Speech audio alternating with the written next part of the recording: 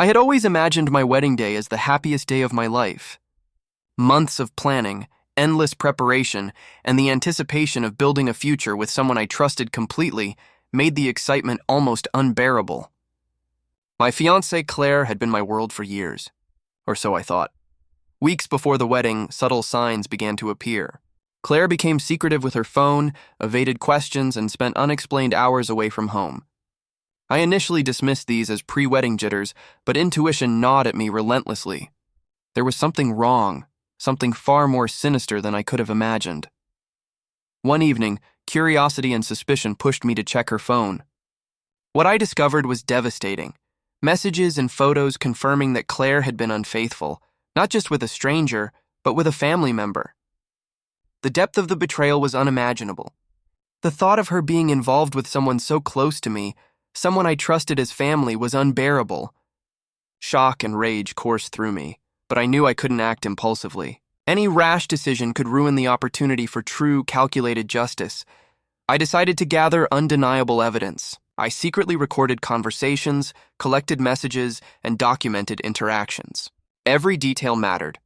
This wasn't about anger. It was about exposing the betrayal in a way that would leave no room for denial. I knew I had to wait until the right moment, a moment that would maximize the impact of their deceit. The day of the wedding arrived. The ceremony was a blur of flowers, guests, and rehearsed smiles. Claire moved gracefully, unaware that I held in my possession the proof of her betrayal. I maintained composure, masking the storm inside. Every exchange, every vow, every I do seemed surreal, knowing the truth she carried with her.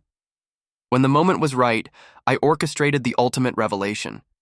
During the ceremony, with all the guests present, I played the recording of Claire's conversations with the family member.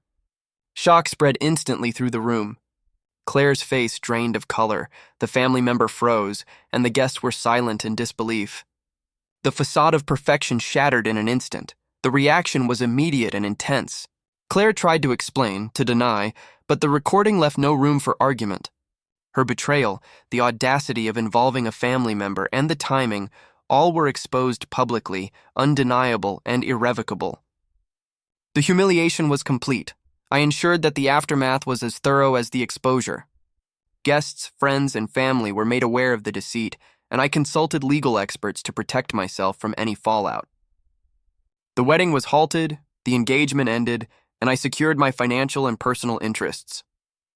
Claire and the family member faced social and legal consequences for their actions. Emotionally, I reclaimed control. I focused on rebuilding my life, restoring trust in myself, and protecting my emotional well-being. The betrayal was a brutal lesson, but it also became a catalyst for strategic empowerment. Claire had believed she could deceive me, manipulate circumstances, and escape accountability. She had underestimated my patience, foresight, and determination. Months later, the repercussions continued to unfold. Claire's reputation was irreparably damaged.